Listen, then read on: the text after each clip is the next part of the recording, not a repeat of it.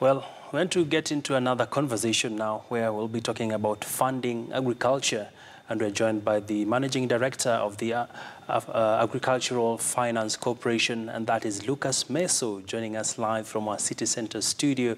Good afternoon and Happy New Year. Great to see you, Mr. Meso. Thank you very much, Abiagina, and thank you very much for this interview. All right. I look forward to engaging you on various issues on financing agriculture. All right. And let's just pick it up from the agricultural sector contributes over 25% to the country's gross domestic product. And one of the big challenges facing the sector right now is limited access to capital. As the body tasked with funding farmers, what is your assessment of where we are as a country when it comes to funding small-scale farmers? Thank you very much for that question. And I would really want to concentrate on what we do as AFC. I think if you look at the country, funding that goes to agriculture is, I think, at a level of 5%. Of the GDP, and that is extremely small. And therefore, our concentration in AFC is to help the small-scale farmers, whom, by the way, constitute a large percentage of what goes on to what we call food security. And therefore, in AFC, we have realized that it is becoming very expensive to fund individual farmers. And therefore, we have come up with products that are meant to help, first of all, have a bigger outreach and also have an impact. Because when you finance farmers, you want to see them improve in their incomes and also in the area of food security. And that brings me to the question now that everybody's talking about. I think the Big Four agenda, which talks about food security and manufacturing, and that's where AFC is coming in. Now, all right. Funding small-scale farmers. Mm-hmm. Yes, Abby?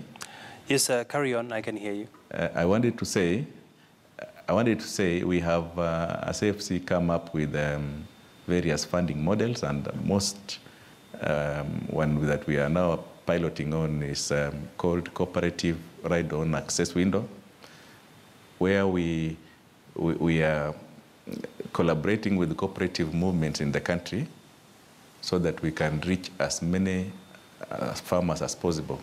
You know, the cooperative movement are able to disburse small-scale loan facilities, which at AFC level, we may not be able to give out 10,000, you know.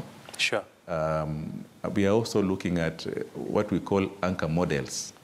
We have identified across the country some of our large-scale farmers who have bigger impact in the various value chains that we have. Mm-hmm. And so when we give them money, they are able to, at their level now, deal with the small-scale farmers. Uh-huh. And this has given us tremendous impact. Even when you look at loan default with the models that we have, it's really going down. So what has been the impact of this in terms of uplifting and empowering farmers at the grassroots level? I think we are able, through these models, we are able to reach many farmers across the country. For example, we are now collaborating with about 5 cooperative societies, and when you look at the number of farmers we've been able to reach, yes, it's now in excess of 100,000 mm-hmm. within a very short time. Mm-hmm. And when we go to see what they are doing on the ground, you can see significant progress even in terms of what they are able to put in their pockets. And also, when you see the way they have been able to pay their loans, mm-hmm. I think the impact is increasing. All right. And Mr. Meso, what's the general outlook Yes. for funding for agriculture?